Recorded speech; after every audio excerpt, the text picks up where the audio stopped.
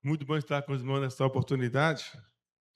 E como o pastor, na sua oração no início do culto, falou dessa grande oportunidade que Deus nos dá de estarmos aqui reunidos.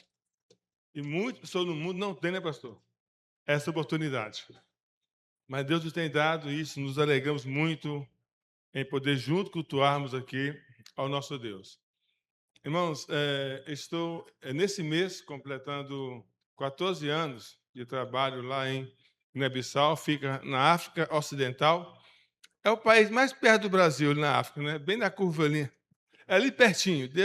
Passou aqui a piscina, chega lá, está pertinho de Aracaju, né?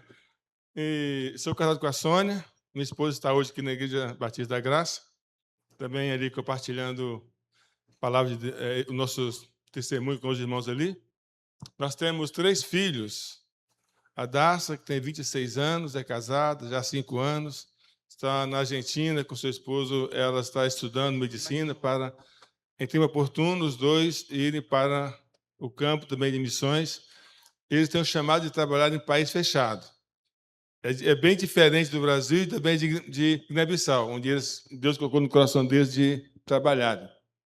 Minha filha do meio, a Hanna Maressa, também está na Argentina, também estudando, também fazendo medicina, com o objetivo de retornar à África em tempos próximos, para também ali servir ali ao Senhor. Nosso filho mais novo, Raniel, ele gosta mais da música, está em Belo Horizonte estudando, vai agora para o 3º ano de bacharelado em violão popular. Gosta muito de tocar e servir ao Senhor com essa habilidade que Deus o deu. Eu gosto de dizer que hoje agora estamos igual no começo, né?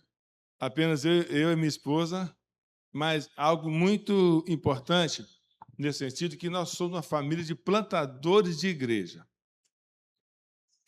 E o desafio dos povos não alcançados, ou povos não contactados, o desafio da janela 1040, ou da janela verde, como também estamos inseridos nela, desafio onde temos o desafio linguístico, desafio de acesso aos locais onde trabalhamos, mas nada disso é maior do que a alegria que temos de servir o nosso Deus, de ver pessoas entregando suas vidas a Jesus.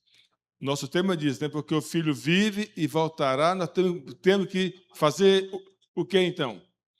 Completarmos a missão. Cada um de nós temos o nosso papel, nossa missão, que Deus nos confiou. O meu, com a da minha família, é de plantarmos igrejas.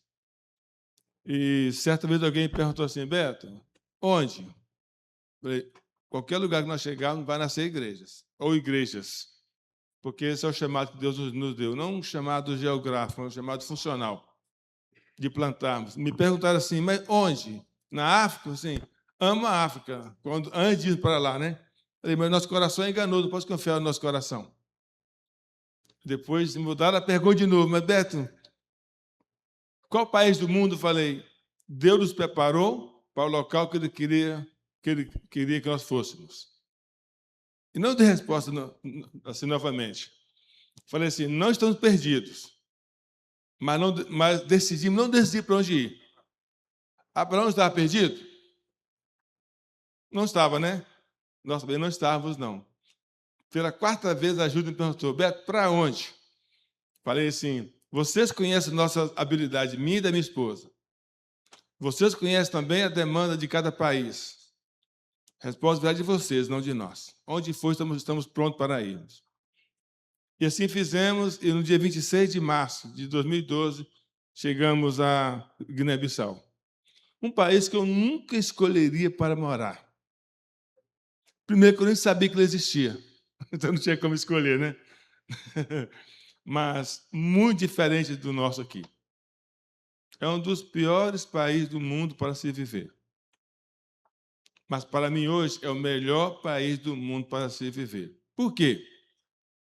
A diferença, quando Deus te coloca em um local, aquele é o melhor lugar do mundo para se viver. Você afastar 1 milímetro do ser da vontade de Deus, vai ter problema com o Criador.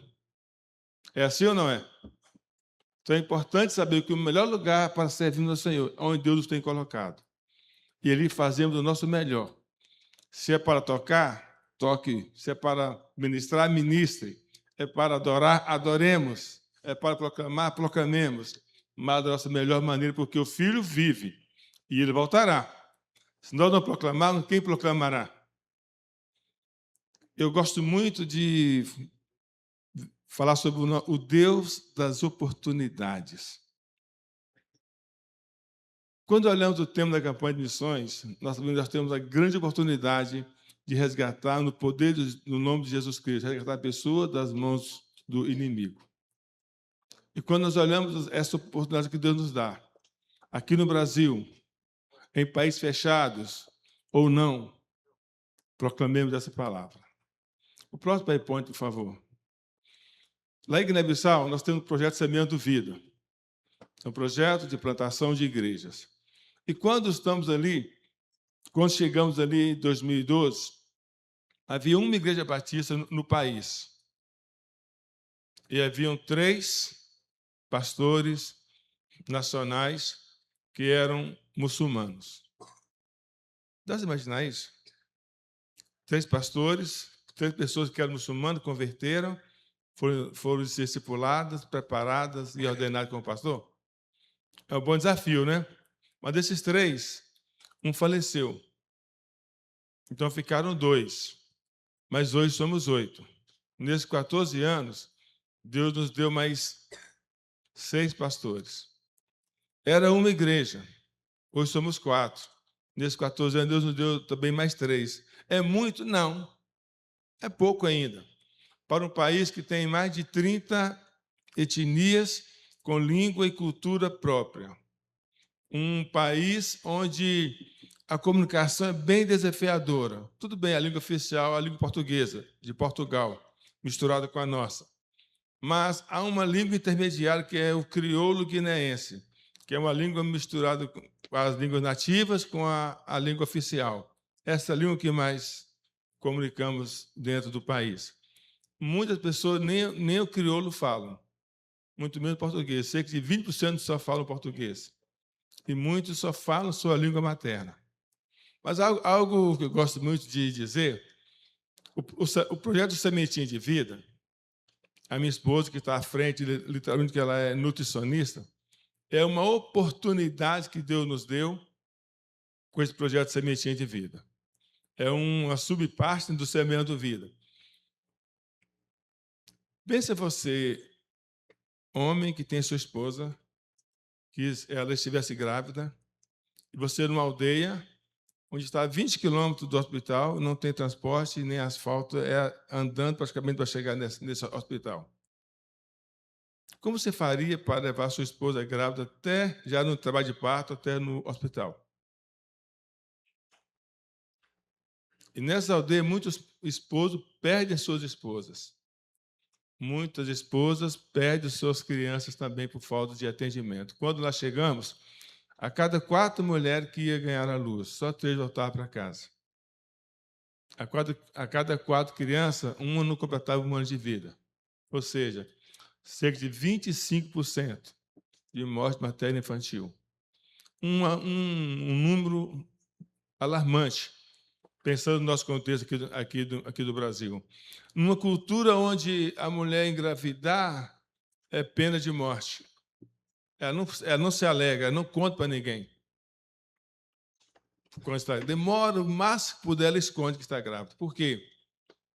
Ela sabe do risco que ela está correndo. Então, nesse contexto, Deus nos levou. A minha esposa como nutricionista, eu como enfermeiro, trabalhando nesse contexto. Nesses 14 anos, irmãos, nenhuma criança que nós trabalhamos com ela faleceu por falta de nutrição. Nenhuma mãe morreu por falta de nutrição no trabalho de parto, no parto, em decorrência, lá, principalmente, é a anemia. O que mais mata as mães na hora do parto, a falta de força a força que elas não têm para o momento do parto. Por causa dessa fraqueza, a anemia, muitas perdem as suas vidas. E Deus tem dado graça através desse projeto, através da cooperação dos irmãos. Essa é como o irmão aqui falou, né? Essa participação de cada um de vocês, como Igreja de Jesus Cristo, orando, contribuindo, nos tem dado condições de avançarmos nessa proclamação lá em Guiné-Bissau. Essa tabanca mesmo que aldeia. Vou falar tabanca, você acostumar um pouquinho com os nomes, com as palavras da Guiné, tá bom? Tabanca é igual a aldeia, então tá bom. Na tabanca de Uaque, ali fica a 50 quilômetros da nossa casa. Você gasta média de 2 horas de carro para chegar lá. Muito boa estrada. Você que é motorista sabe que a estrada é muito boa para fazer esse percurso. Isso é época de seca, época de chuva é um pouco mais complicado porque não é asfalto, né? Mas nessa aldeia nós temos um irmão, um diácono na nossa igreja. Antes, ele acadêmico de medicina, ele todo o tempo da sua formação ele andou com a gente nas aldeias fazendo atendimento, não como médico, mas como acadêmico ainda de medicina. Uma prática, nós gostamos de fazer isso com os nossos estudantes, irem com a gente nos nossos atendimentos nutricionais. E ao chegar, ele ao deparar com todas as realidades que ele vê nas aldeias, ele ficou muito assim afeiçoado com esse desafio de pessoas que estão nesse extremo e sem condições nenhuma de serem atendidos da forma o mais possível, né? Porque é muito limitado os atendimentos médicos lá no país. O próximo PowerPoint, por favor. Então, as mulheres nessa aldeia, o doutor Jeremias, depois de formado, ele é o médico da cidade que ele mora, do hospital, trabalho excelente que ele faz ali. E esse posto de saúde está a 20 quilômetros, mais ou menos, do hospital, numa aldeia. Ele chegou e falou assim, eu queria comprar aqui um terreno para fazer aqui um posto de saúde. Os homens, fala assim, os homens grandes, os homens garantes, os mais velhos, as autoridades da aldeia, falaram assim, não vão vender terreno aqui para você. Vão te doar um terreno. E vão te ajudar também a construir esse posto de saúde. Porque eles falam, nós temos um hospital aqui na nossa aldeia. Eles falam um hospital, né? E o sonho do doutor Jeremias é que lá se torne um hospital mesmo. Hoje é um posto de saúde, diferente dos daqui, mas atende bem a demanda deles. Achei interessante que eles disseram assim, nós vamos fazer com você. Um dia eu cheguei para o doutor Jeremias e falei assim, ô Gê, eu nunca daria a você um posto de saúde para você administrar. Ele, pastor Beto, por quê? Eu não sou médico. Eu não vou abrir um posto de saúde dizendo que eu não sou médico. Você é médico. Então, você que é seu projeto, não é meu. Eu não teria um projeto desse, mas você como médico, facilmente isso acontecer e você hoje tem um projeto desse. Então, você é a pessoa importante nesse processo. Eu falei assim, então eu entendi. Mas como o posto de saúde atende 24 horas, não tem luz. Não sei como ele faz à noite, porque o projeto é dele. Eu dou todo o suporte necessário. Mas eu deixo eles avançarem. Isso é chamado de protagonismo nacional. Mas eu chego para os jovens e falo assim, qual é o seu projeto? Qual é o seu desafio de vida? Estou junto com você. Porque nas oportunidades que Deus te der, eu quero estar com você, te abençoando, te ajudando. E nessa aldeia não é diferente. Nós vamos lá todos os meses, praticamente, atendemos lá 20, 30 crianças e mulheres grávidas. E ali estamos semeando a palavra de Deus no coração daquelas famílias. Mas aqueles homens grandes daquela tabanca disseram que para o doutor Jeremias, muito bom o que você está fazendo, mas nós queremos aqui uma escola também. Ele, escola, eu não posso fazer escola, eu não dou conta. Hospital, posto de saúde, eu não dou conta de fazer uma escola. E disseram assim, eu conheço quem pode fazer uma escola aqui. Aí me chamou com a Sônia, fomos lá, conversando com eles, e eles falaram assim, eu tenho aqui um terreno aqui para vocês, 8.800 metros quadrados de terreno, 88 de estrada por 100 metros de fundo. Aí ele falou assim, eu não vou vender também para vocês o terreno, porque se eu vender, quem comprar faz o que quiser. Mas eu quero garantir o futuro dos meus filhos. das crianças que da aldeia. Quando ele falou assim, sabe quantas aldeias que cercam esse local? 17 aldeias. Só crianças, tem mais de 1.000 crianças. É um desafio. Eu gosto de trocar a palavra dificuldades para oportunidades. Meu pastor, você falou que a palavra-chave que ela ora aqui na sua oração. Deus nos dá a oportunidade de alcançarmos aquelas 17 aldeias para o Senhor. E quando nós conversamos com aqueles homens grandes, né? Eu falei assim, ó, tudo bem, posto de saúde já tem, escola vamos fazer, mas também igreja. Não, pastor, tudo bem, pode ter igreja também. Mas o que ele não sabe, sabe o que ele não sabe? É que ali no posto de saúde a igreja está sendo plantada. Muitos pensam que a igreja é isso aqui, ó. Isso é o templo. A igreja somos nós, não é assim? Quando começamos a atender as crianças, as grávidas, a igreja já está sendo plantada. Ao construir a escola, continuação também será realizada dessa plantação de igreja. Enquanto não tem o templo assim, sabe onde que vamos começar a reunir? Debaixo do pé de caju, debaixo do pé de manga. Ou um pé de caju não pode ser um templo? O que eu preciso para plantar uma igreja? De bancos? Não preciso. De som? Não, também não preciso. Preciso de pessoas. Tendo pessoas, igrejas nascem. A estrutura, eu falo, problema de quem? Do dono da seara, não é assim? Deus, no tempo dele, dará a estrutura necessária. A nossa função é o quê? Proclamar a palavra do Senhor até que ele volte, até que ele venha. Então, irmãos, é um desafio que Deus tem colocado no nosso coração, nos dar dessas oportunidades de avançarmos nessa proclamação. Eu gosto muito da história daquele amigo nosso lá de Gênesis, um cara muito legal, chamado de Noé. Noé, ele era agricultor, não é isso? Mas Deus deu ele uma oportunidade de fazer uma obra náutica, 3 andares, é assim? Às vezes Deus vai te colocar para fazer uma coisa que você nunca fez na vida. Ele vai te dar oportunidade no campo missionário. Mas você olhar, aquela oportunidade que Noé teve, salvou quem? A humanidade. Não foi assim? Deus vem nos dar oportunidade no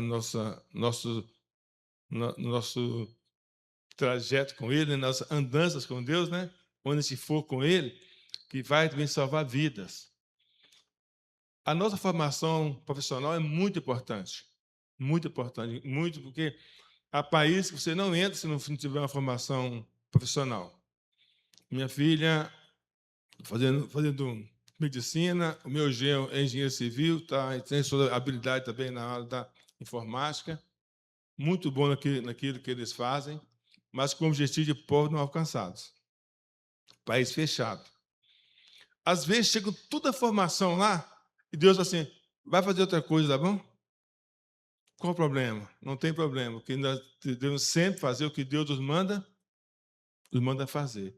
E essa oportunidade que Deus nos dá, nós devemos perceber com clareza, assim como Noé percebeu os detalhes, os minúcios, né, da construção daquela obra náutica.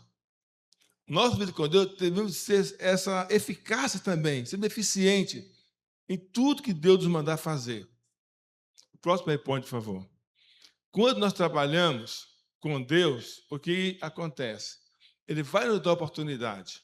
Ele vai nos conduzir para situações, muitas vezes, atípicas. Por exemplo, vamos plantar uma igreja. Olha só, a igreja tem que ser autogovernada. Olha, chega numa aldeia dessa, numa tabanca, lá em Uaque. O posto chama o quê? Em Alaquibá. Quer dizer o quê? Deus conosco. Ele, em Alaquibá,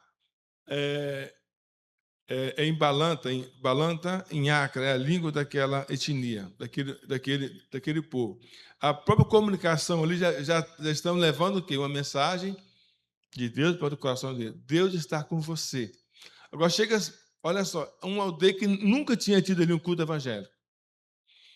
Até essa igreja se tornar autogovernada, autossustentada, autopropagadora, aquela que administra suas a sua liturgia, normalmente, que sustenta o próprio trabalho, aquele que consegue se autogovernar, e um outro autoteologização, aquele que consegue interpretar a Bíblia em sua própria cultura.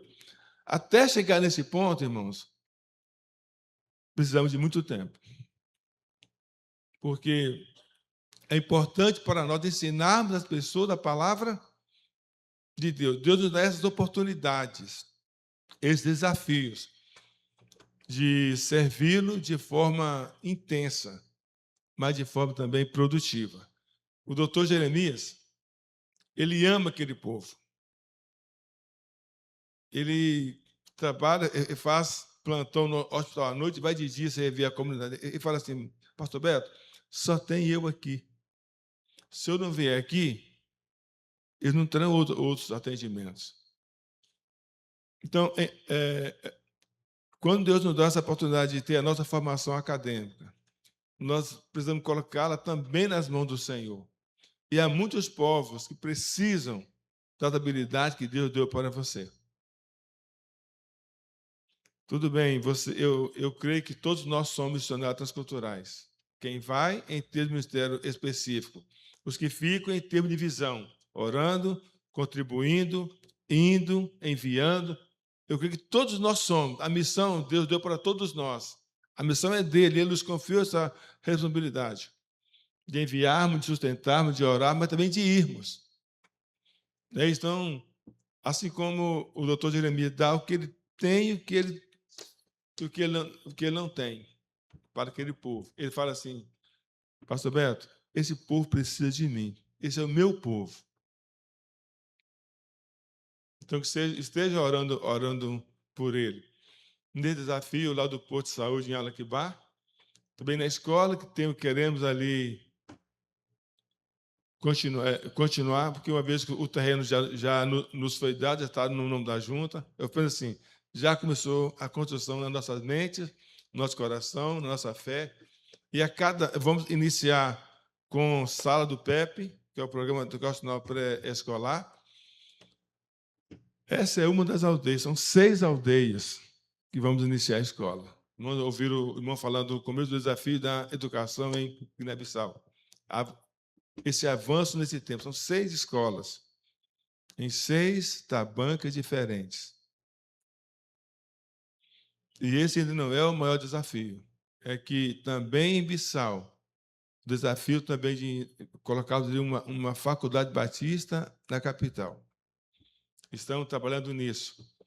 Assim como temos o doutor Jeremias, que é médico, lá na tabanca de Uarque, nós temos também em Bissau, nosso vice-presidente da igreja, o irmão Júlio, ele fez português, fez licenciatura língua portuguesa, né? E ele falou assim, pastor, eu quero mudar a realidade linguística da nossa igreja. Irmão, fiquei assim, apaixonado com o que ele falou. Porque o português é a língua oficial, mas muitos não falam português. E o Júlio fala português melhor do que eu, que tenho como língua materna. Ele agora está fazendo o seu mestrado em português também, como língua não materna. Faz em Portugal à distância. O Júlio, ele está trabalhando comigo nos 6 locais que vamos iniciar o PEP. Um já iniciamos esse ano, faltam 5. Esse aí queremos iniciar no fim do ano. Fazer as salas e começar no fim do ano as salas do PEP ali em UAC. Coloque suas habilidades a serviço do Senhor. Aqui onde você está. Sirva com a máxima que você puder. Porque precisamos proclamar a palavra do Senhor. São bons desafios que temos. Ali são um pouco das crianças, no dia que nós combinamos de irmos lá em UAC e fazer alguns atendimentos. Crianças sem escola naquela tabanca. São mais de 1.000 crianças nessas 17 aldeias, que estão esperando uma resposta de quem? Nossa, sabe há quanto tempo? Há 2 anos. Começamos a conversar com os homens grandes daquela aldeia. Falei assim com eles, primeiro vamos avançar com o posto de saúde, porque sem saúde, nem na escola, nem na igreja, vocês não vão. Mas ele não sabe que a igreja já está sendo plantada. O doutor Jeremias coloca um som ligado o tempo todo com áudio bíblico, o tempo todo, na língua dele, em Balanta, em Acre. São estratégias que Deus nos tem dado nessa proclamação da palavra de Deus. Próximo PowerPoint, por favor. E quando fazemos assim, mais um número expressivo de crianças ali na frente do posto de saúde. Nesse dia, nós recebemos ali de um projeto chamado Projeto Bonecas, levaram boneca para 1.000 crianças, levaram bola para 1.000 crianças, vestidinho para 1.000 meninas, short para 1.000 meninas. Falamos com o senhor Inhala quer dizer Deus, né? Mas Inhala é o nome também do presidente dessas aldeias. Leição Inhala. Nós temos 100 bonecas e 100 bolas para os meninos aqui e meninas. Ele falou assim, pastor, vou pegar 3 só de cada casa. Ela fala morança. Uma morança são um lugar que reúne várias famílias juntas. Falei, vou pegar 3 só em cada, porque vocês trouxeram 100 só. Tem mais de 1.000 aqui, ele falou. Então, irmãos, importa que Deus já abriu para nós. A oportunidade que Deus já nos deu para fazermos essa proclamação. Próximo aí, ponto, por favor. Ali está a minha família. A Sônia, comigo, a Adás com o Murilo, seu esposo, a Hanna e o Raniel. A família que Deus nos tem dado para juntos fazermos esta proclamação. Todos estavam com a gente lá no começo. Hoje não. Hoje eles já retornaram por causa dos estudos. E o nosso pedido para vocês, ore por nós nesse sentido. Porque eu sei que o que Deus inicia, Ele completa. E olha só, ali em Oaque, Ele nos deu o terreno, as 17 aldeias, e temos um pastor, o pastor Lourenço. É o meu melhor plantador de igreja que tenho lá. Já plantou uma igreja muito grande, nós temos lá em Jolandim. Ele falou assim, Beto, eu não sou pastor local. Eu sou plantador de igreja. Ele já formou um pastor auxiliar para ficar no lugar dele. O primeiro irmão que batizou em Jolandim, o pastor Júnior, foi ordenado ano passado. É o pastor auxiliar dele, falou assim, Beto, já estou pronto para ir lá para o Acre, para plantar a igreja lá. O que falta para fazer isso hoje? Falta o recurso para manter o pastor Lourenço lá em Uague. Ele vai mudar de aldeia, mudar de Itabanca, com sua família, para plantar essa igreja ali em Uague. Ore por ele nesse sentido também, para sua família, essas mudanças que são necessárias fazer. Os ajustes financeiros que temos que fazer para que Deus possa abrir porta nesse sentido. Para que, quando eu voltar daqui 3 anos, que eu venho no Brasil a cada 3 anos, eu posso trazer para vocês já um relatório bem positivo do avanço do trabalho lá em Uaque. Que Deus esteja nos abençoando e nos dando esta alegria de ver a expansão, não só em Guiné-Bissau. Estamos em 97 países que nós, como igreja, estamos trabalhando.